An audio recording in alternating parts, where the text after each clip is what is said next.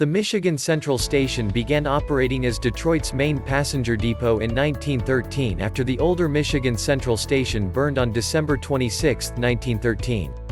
It was owned and operated by Michigan Central Railroad and was planned as part of a large project that included the Michigan Central Railway Tunnel below the Detroit River for freight and passengers. The old station was located on a spur line, which was inconvenient for the high volume of passengers it served. The new Michigan Central placed passenger service on the main line. The growing trend toward increased automobile use was not a large concern in 1912, as is evident in the design of the building. Most passengers would arrive at and leave from Michigan Central Station by interurban service or streetcar, due to the station's distance from downtown Detroit. The station was placed away from downtown in order to stimulate related development to come in its direction. An ambitious project to connect the station to the cultural center via a wide boulevard was never realized. Nonetheless, the station remained active for several decades. The trains of the New York Central Railroad, the company which acquired the Michigan Central Railroad, the Baltimore and Ohio Railroad and the Canadian Pacific Railroad operated from the station. At the beginning of World War I, the peak of rail travel in the United States, more than 200 trains left the station each day and lines would stretch from the boarding gates to the main entrance. In the 1940s, more than 4,000 passengers a day used the station and more than 3,000 people worked in its office tower. Among notable passengers arriving at MCS were Presidents Herbert Hoover, Harry S. Truman and Franklin D. Roosevelt, actor Charlie Chaplin, inventor Thomas Edison and artists Frida Kahlo and Diego Rivera. The other major station of Detroit was the Fort Street Union Depot.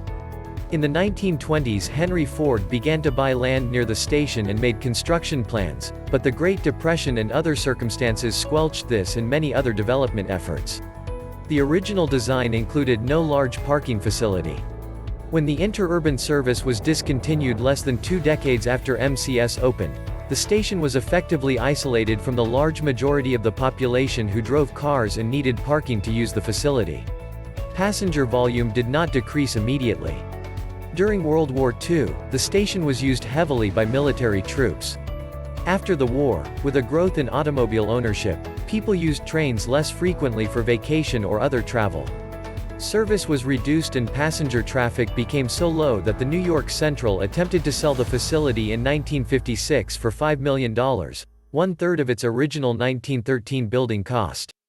Another attempted sale in 1963 failed for lack of buyers. In 1967, maintenance costs were seen as too high relative to the decreasing passenger volume. The restaurant, arcade shops, and main entrance were closed, along with much of the main waiting room. This left only 2 ticket windows to serve passengers and visitors, who used the same parking lot entrance as railroad employees working in the building. Amtrak assumed operation of the nation's passenger rail service in 1971, reopening the main waiting room and entrance in 1975. It started a $1.25 million renovation project in 1978. 6 years later, the building was sold for a transportation center project that never materialized. On January 6, 1988, the last Amtrak train pulled away from the station after owners decided to close the facility, where it became abandoned for good. Did you enjoy this video? Like and subscribe for more similar content.